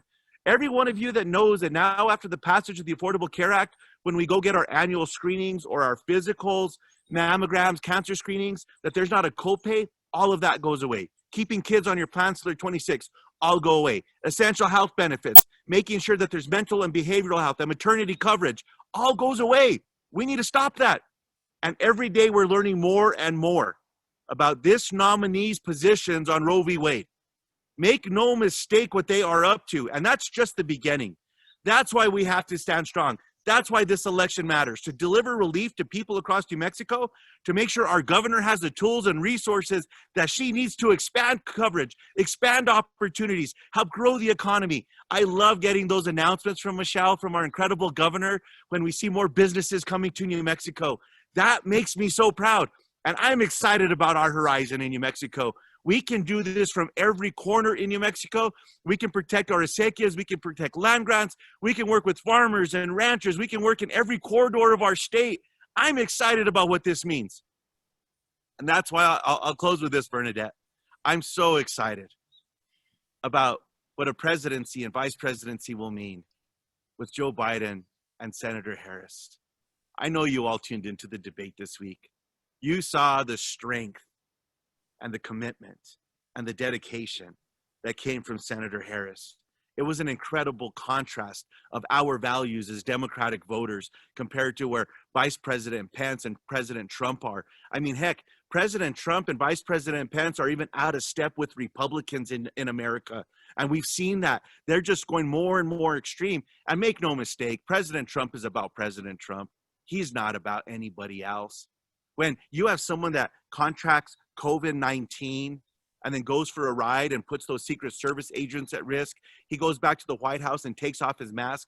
What about all the people that keep the White House looking good? All the people that are preparing food there, those staff, everyone that's around him, he's putting them all at risk. And then today he's inviting people over to the White House with no mask. There's not going to be any protection there. It's a shame. That's the difference of Joe Biden's leadership and President Trump's leadership. So look, everyone, I know you know the urgency, and make no mistake, we're in a fight in New Mexico.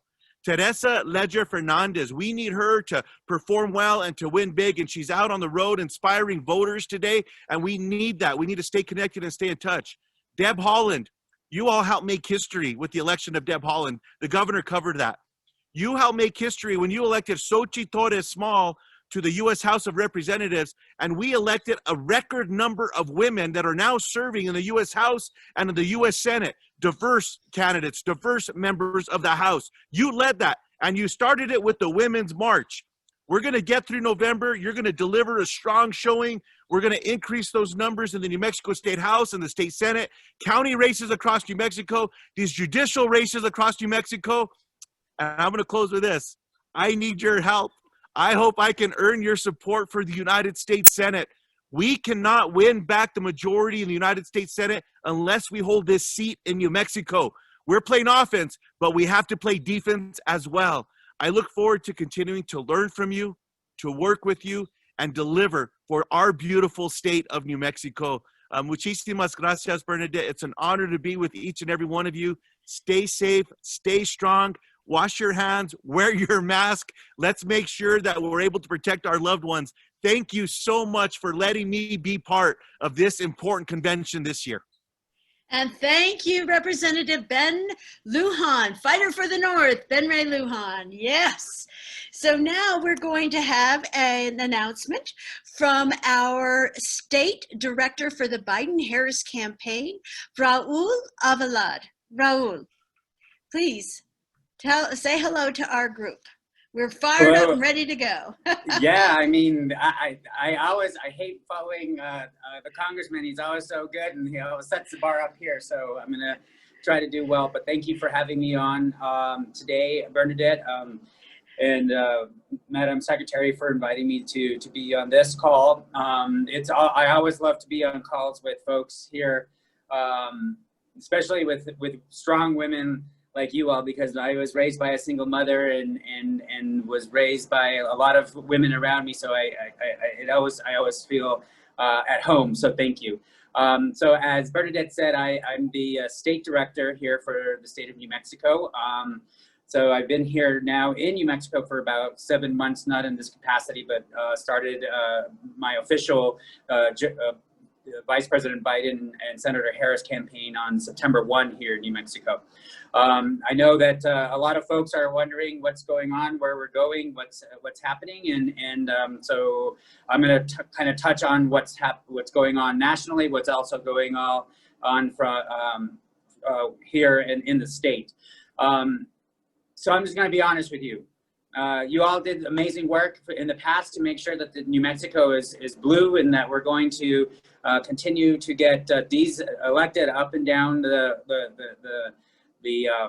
ballot. And so we're trying to make sure that that's going to happen, and also try to build capacity here in the state of New Mexico, so that if and when I do return to New Mexico, to Washington, D.C., where I currently have a apartment that's now an expensive storage unit, because I've been here, but I want to make sure that the party is stronger, that we have people that are being brought into organizations like this, and using it as a tool to build capacity.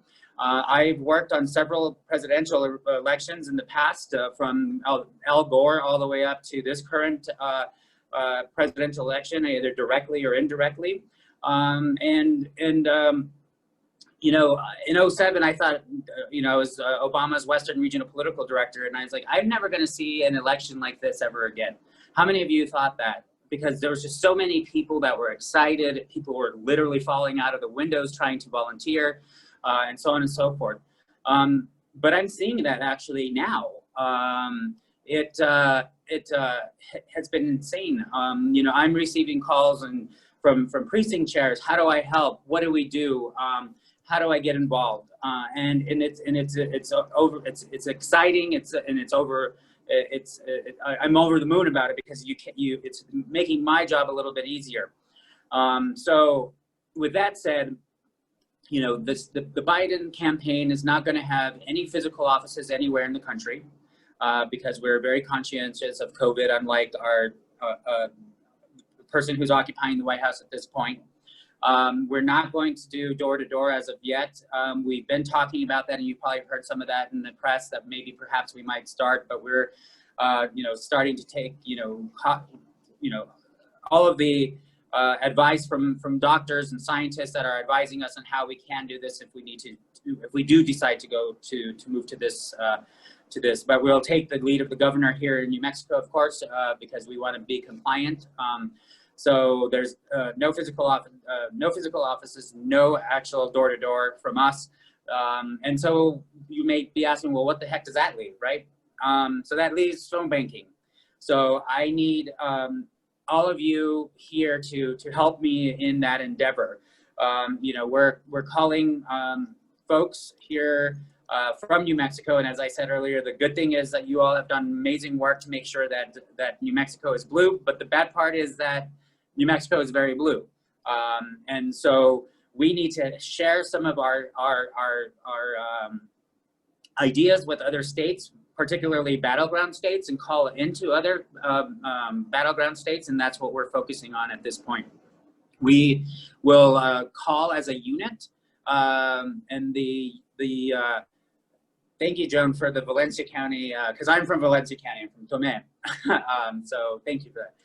But we're going to be calling as a unit. So there's not any, you know, some of the time, you know, on the Hillary campaign, they call, you know, we adopted a state and that's the state that you called into. But now we're just, you know, so we'll be calling because we want to have kind of a sense of community, and we're using distributed organizing to do that. So, you know, it's peer-to-peer calling into, so if we know that there's some stuff that's happening in Florida, we like switch everybody over to call to Florida. If there's something that's going on in Pennsylvania, which there's a lot of shenanigans happening in Pennsylvania, we need to help cut through that noise. And the only way that we can cut through that noise is if we get on, if Mary Jane Parks gets on the phone and calls somebody and says, hey, this is what's happening. If Clara Padilla, you know, as the great leader that she is, and make sure that she, you know, is calling other folks as well, because it helps, because, and we're finding that, you know, when you have somebody that calls that's knowledgeable, and we will train you, believe me, we'll train you, and you'll make sure that you're going to, you know, have all the tools that you need, scripts and all that stuff. You know, it helps because people are confused out there, because this current president is just putting out crazy information, not to mention, you know, other folks that are participating in this, you know, this disinformation age. So it's important that we have folks call and cut through that. You know, I mentioned peer-to-peer. We also encourage, you know, like Pauline Rendon, if, you know, to call your friends. We have an app that we call the Vote Joe app. So if you download the Vote Joe app, you can either go to the Apple Store or Android Store, whatever you know, you're using for your telephone. Thank you. Download it. And the crazy thing is, and so I'm very leery of all this stuff. So, but I feel very comfortable. So I was at the DNC when we were hacked. So I'm hypersensitive to this stuff. I was the first Hispanic national political director that the Democratic Party had ever had in its 250 some years. And so that was crazy. But so anyway, back to what I was saying. Thank you, Raul. We really appreciate you. And please go to BidenForNewMexico.com on Facebook. You can see Raul online. He posts things every day. You can contact him that way. And I know he's trying to compact everything in about 2.5, 3 minutes. We appreciate you being here today, and we look forward to taking this down the line. And so now, without further ado, we are going to turn the program over to our keynote speaker. And if I may cry, I hope I don't, but this is a woman whose name is going to go down in history. It's going to be synonymous with the words human dignity, equality, justice for all, a fighter for the voice of the poor, the humble, the disenfranchised. Please welcome the famous, the most incredible fighter who has been leading and creating the path for all of us to follow. Please welcome Dolores Huerta. Yay, Dolores.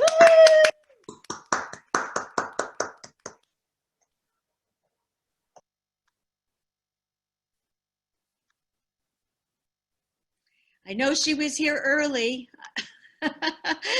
There you are, Dolores. We need to unmute you.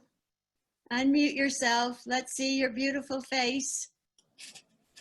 Dolores. Can she unmute and put the video on? Clara, can you text message her, call her, tell her she's on? I just, poor Raul, cut him off because we've been like on perfect time, Raul. And that's, Clara is the one that put this amazing, amazing agenda together. She is the one that did all the legwork to make this happen. She just allowed me to come in and orchestrate and do the bad guy stuff, cut people off, do the symbols, you know, pray when nobody was available to bless or pray. Thank God I didn't have to sing. We had the singer come aboard because then the meeting would have been very short-lived. So, okay, Dolores Huerta, you are up. Okay, can you hear me? Yes, we can. Welcome, welcome. Wonderful. First of all, I just want to thank you for inviting me to join in this wonderful celebration of your convention here with the New Mexico Democratic Women. I feel so honored to be part of you here. as I am so proud to be associated with all of you because I'm a New Mexican. And of course, that's always I consider that my claim to fame, you know, to be part of New Mexico and to hear all of the wonderful reports. And we know that New Mexico women have always been very involved in civic engagement. And I say that to people that I know because they say, how come you're so politically active? I said, because I'm from New Mexico, because this is what we did. And when I was 21 years old, I went down and registered to vote, and all of my families, you know, my father was in the State Assembly of New Mexico, and all of my cousins were very, very active. And to this day, they're very, very active out there. And and I want to say that the enthusiasm from this meeting has been so fabulous. I hope it spills over into Arizona, and I hope it spills over into Texas, especially Texas, okay? Because they need so much help in terms of being able to get Latinos to get registered to vote, and especially women to get registered to vote, because in Texas, guess what? You can't register to vote unless you find a deputy registrar out there somewhere to register you. And so we know that there are a lot of people in Texas that have never voted, have never registered to vote, and God knows that we have to change that. And, you know, you have such a high standard. We heard Governor Michelle Lujan, and we know the standard that she set for all of the governors, any leaders out there, you know, while making sure that the constituents of New Mexico were protected from COVID-19, and at the same time being able to keep the economy going as well as it could. So she is definitely setting a very high standard as a woman and as a New Mexico woman. So that really makes me even more prouder than ever. And, you know, hearing the words from some of your candidates and all of these women that are getting elected. And I loved what Teresa Fernandez said. Oh, she referred to this kind of slightly. I'm going to build on what she said. She talked about the importance of women being present at any of these policy-making boards. And I say yes. You know, as feminists, we've got to be there and say, I don't care what board is meeting, wherever it's at. If we don't have at least 50% of feminists sitting at that board table when those important decisions are made, guess what? They're going to make the wrong decisions, right? So that's why it's so important that we continue to get more women elected to the policy-making position. And you know, Coretta Scott King said that we will never have peace in the world until women take power. And I think that that is so true, because we know that there is no woman out there that would want to have her father, her son, her brother killed, you know, in a war. And I think we have to strive for that day, because we know that in our United States of America, we are a country that is so rich, and that we have so many resources, and that we will all look forward to that day when we can have health care for everyone, which we know that this is what Joe Biden and Kamala Harris are working for, when we can have free education for everyone. And the other thing that Biden is really promising to all of us women and to all of our families is to make sure that we have early childhood education and childcare for our children, okay? For our children, because we know if we as women know that our children are safe and cared for, then that makes it a lot easier for us to get involved in the civic life where we are so sorely needed. Because we can see that when, you know, when women vote, not only do women win, but when women vote, everybody wins, all right? And when women are in power, again, everybody wins. And I also want to take a point of personal privilege here. And just to give a lot of thank yous, I want to thank the Governor Michelle Lujan for naming Dolores Huerta Day, April 10th, and they did that last year in 2019.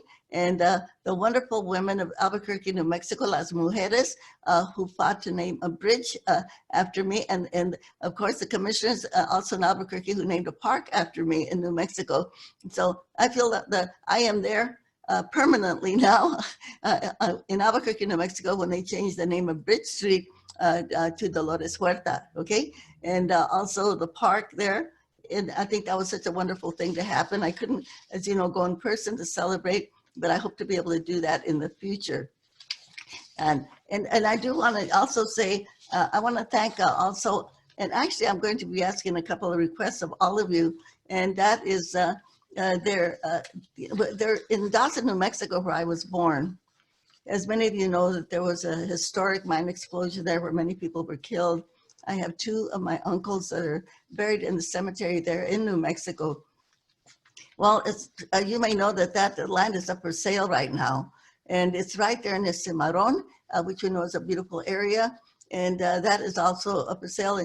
And I would, Patricia Roybal, of course, one of your members here, has offered to kind of lead the way as a representative to see if we can make that a historical site, Dawson, New Mexico.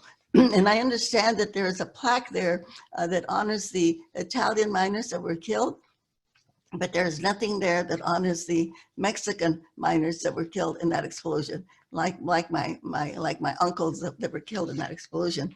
So that would be really beautiful if someone could take that on as a cause and say, yeah, we would like to make sure that Dawson, New Mexico, which is a really historical site, that we actually have some kind of a historical site, which I think could be done by the governor's office and by the state legislature there in New Mexico.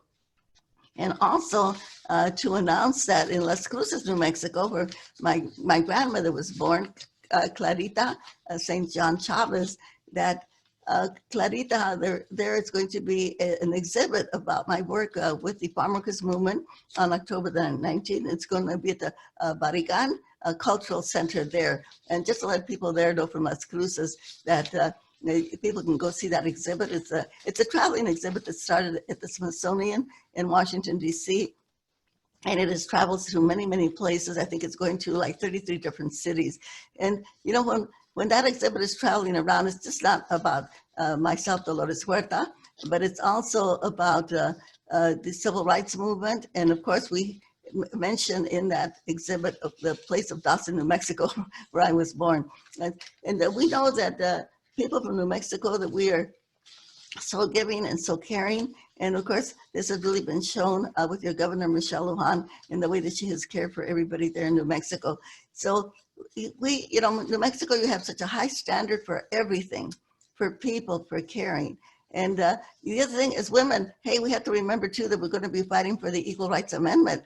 And since the state of Virginia was the 48th state to ratify that, and that's why it's so important that we take over the Senate so that we can finally get the Equal Rights Amendment ratified for women and continue to work so that we can have equal numbers of women, not only on policy boards, but also, of course, in our Congress of the United States of America. I think we've got, what, 36 or 39 women right now in the US Congress. Well, we've got to keep working to make sure that we can get that up to over 50%.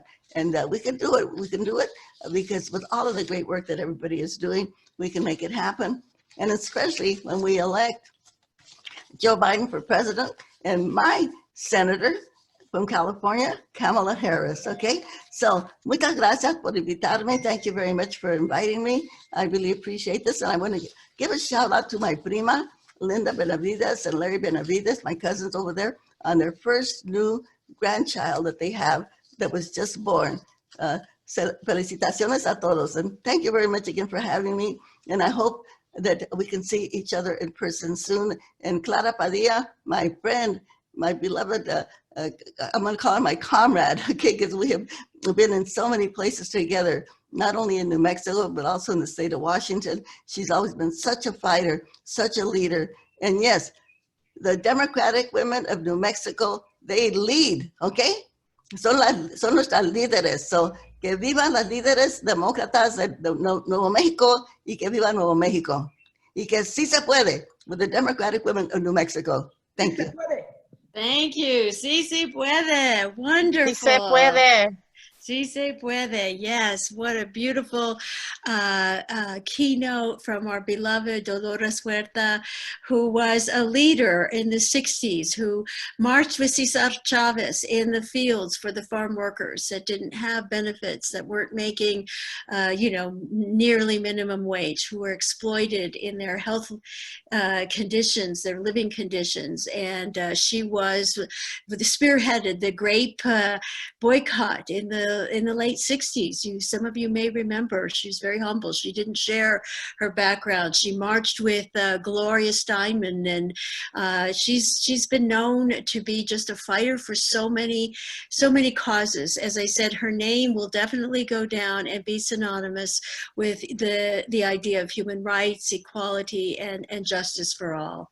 And so with that, I'm going to turn the program back to our president, who is responsible for this incredible program today. Again, she's the one who orchestrated, put the people together, contacted them, and then just handed me the baton to orchestrate for today. It's been a great privilege. And please let us give a standing ovation to the most incredible, hardworking, dedicated professional that I have had the privilege of working with this year. I am so grateful to Clara Padilla Andrews. Please unmute yourselves, everybody. If you can do that, unmute yourselves, and let's give her a standing ovation, and she will bring us out for closing comments. Hey, Clara! Hey, Clara! Hey, Hey, Clara! Oh. Oh, hi, Brian. Hey, Brian. Bravo! Oh, wow. Hi, Delia. Hi, Didi. I'm so inspired by all the different speakers that we've had, all their messages that have come across, and to the New Mexico Federation of Democratic Women, the board of directors, and the executive committee. Thank you so much. One person cannot do it by themselves. You know, it just takes a lot of people, and it's kind of nice to know people, and it's also nice to be in New Mexico where we all know each other and we support each other. To my friend Dolores, gracias. Thank you for always being there. We have had so many different meetings together, have fought so many fights together. I miss seeing you in Washington, D.C. I don't go to Washington, D.C. as often as I used to because I was sitting on 5 national boards. Now I'm scaling down, so I don't go out as much. And as a matter of fact, none of us go out as much either, but thank you so much. And you can assure that we will work with Representative Patricia Roybal to see what she's working to do whatever needs to be done in Dawson, New Mexico. I'm sure you'll have our full support, and count on us, we'll be there. And hopefully we'll be able to see each other again soon. To our governor, I mean, in behalf of the New Mexico Federation of Democratic Women and the executive women, the executive board or committee, I can't thank you enough for your leadership, your endurance and ability to continue working to keep New Mexico safe. You have provided us with such great leadership during this national pandemic and economic recession caused by this horrible COVID-19. We do have a plaque for you, but I don't know when we'll be able to give it to you. So hopefully, maybe, God willing, during the legislative session, when we have our legislative day, we'll be able to present it to you, God willing. And you know, what a historic time for us here in New Mexico that, God willing, we'll be able to send 20, and here now in 2020, we'll be able to send 3 New Mexicans as congressional representatives. And they will be, it'll be so exciting to see 3 women of color, Representative Xochitil, which has been doing a marvelous job, Representative Deb Holland, you're incredible, and also elect Teresa Fernandez. You 3 women are gonna rock it up there in Washington, D.C. I can't hardly wait to see what the outcome is. You know, as the president of the New Mexico Federation of Democratic Women, I just wanna thank you again for your participation. This is a first, and this is so unusual times for all of us. You know, like I said earlier, I'm used to putting conventions together, but on-site conventions. This one, I did what I could do, and then they said, Bernadette, you're in charge. Let's do it. Duarte, thank you. We can't thank you enough. One of our presidents from Connecticut, I believe. But anyway, Dolores, Duarte. Yes, Connecticut, thank you. I want to leave you with our vision for the New Mexico Federation of Democratic Women. Our vision is to elect Democratic leaders in the county, state, and national level, which we're doing. And our vision is to unite women of the Democratic Party of New Mexico and to fully participate in every level of the Democratic Party. We do that too. Our objectives is to inform and educate members on issues vital to the Democratic Party, promote opportunities for members, and encourage strong county and Native American tribes.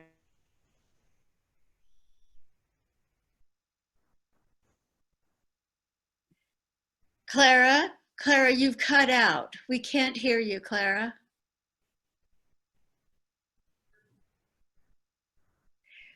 So I'm so sorry that we've lost Clara. We've lost Clara's connection.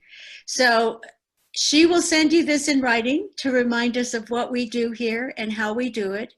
And now we will have the closing prayer or blessing from Mary. Mary was of the Tewa tradition, a member who will lead us in the closing blessing. Mary Alice Martinez, please go ahead. Thank you, Madam President, all the distinguished guests this morning, and all the members of the Women's Federation of New Mexico, the Democratic Women. I'm so honored to be here and to hear all these wonderful things of, inspirational messages from everyone that was on this morning. So I come from the Taos Pueblo. I'm Tiwa. I'm from the Red Willow tribe, the Red Willow people, and I'm honored to be here to say a closing blessing for. So if you all bow your heads, please.